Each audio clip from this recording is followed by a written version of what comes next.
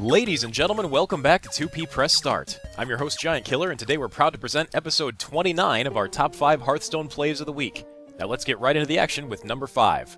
Our number 5 play this week was a submission from Dino R, and it features Ponkie on Warlock in some ranked play up against Shakes QQ on Shaman. And as we join this play in action, Ponkie is staring down a small army on Shake's side of the board, but luckily he's brought along a leper gnome, and he's ready to share his disease. Ponkie starts out by dropping the gnome, then kills off his own leper gnome with an elvish archer, dealing 2 damage to Shakes, followed by a second elvish archer for 1 more damage, and then Ponkie intensifies the burning sensation with a soulfire to the face for the win.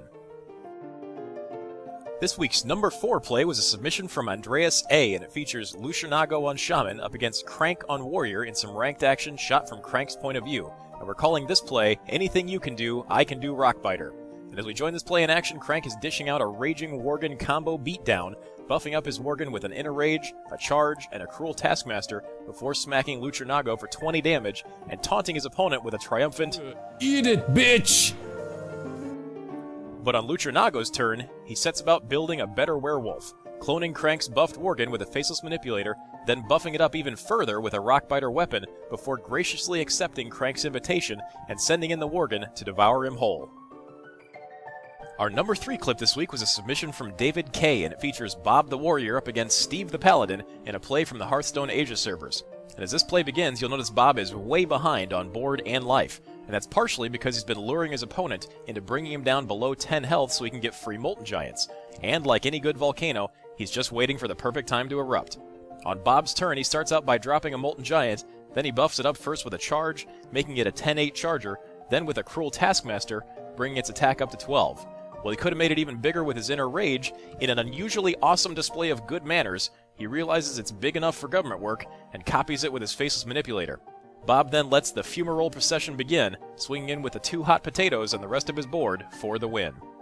This week's number 2 clip was a submission from AlexW, and it features Zetalot on Priest up against the Big Blue on Mage in some high-ranking Hearthstone action.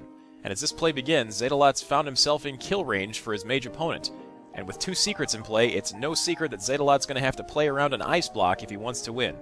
He proceeds to trigger Blue's Ice Barrier with his Northshire Cleric, and then wipe the armor off with Prophet Velen.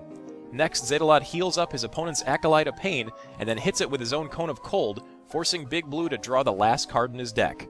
Zetalot follows that up with a Mind Blast and a Holy Smite to the face, then kills off Blue's Acolyte with his own Ooze, forcing a card draw for 1 damage and bringing Blue down to 2 life.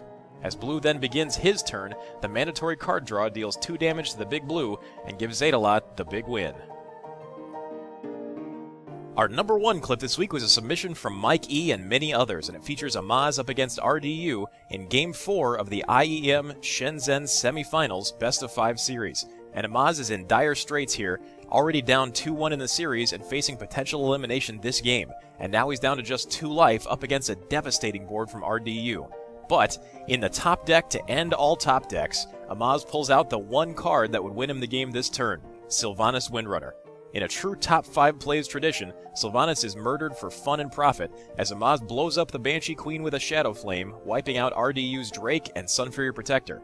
That leaves RDU with only 1 minion for Sylvanas to steal, the Fire Lord himself, Ragnaros. And after 3 damage from Amaz's Soul Priest, Ragnaros finishes off RDU with a blast of fire to the face, keeping Amaz's tournament hopes alive with a massive comeback win. And for our bonus clip this week, we bring you Murlocs Are Better Than Goldfish. This bonus clip was submitted by Andrew B, and it features Kiriman running Murloc Warlock up against Black Phantom on Handlock in a short game that has Black Phantom seriously considering adding Hungry Crabs to his deck. On turn 1, Kiriman coins out 2 Murloc Tidecallers, which gain +1 attack whenever a Murloc is summoned. On turn 2, he drops a pair of Grimscale Oracles, which give all other Murlocs +1 attack. And finally, on turn 3, he buffs up his Murlocs with a Direwolf Alpha and an Abusive Sergeant, then swings in with his Tidal Wave of Scales and Teeth, and finishes off Black Phantom with a Soulfire for a total of 36 damage dealt in just 3 turns. And on that rather fishy note, it's time to wrap up episode 29. Thanks so much for watching and supporting our Top 5 Plays show. Of course, we're always looking for more great Hearthstone plays to showcase on the series, so if you're interested in submitting a play, stop by 2ppressstart.com and hit the Submit a Play link for instructions on how to submit a play into the running for next week's episode. And finally, if you enjoy our shows and want to help 2P Press Start grow, please click on that subscribe button to join the always growing and always awesome 2P Press Start family. And we'll keep bringing you more great Hearthstone content right here on 2P Press Start.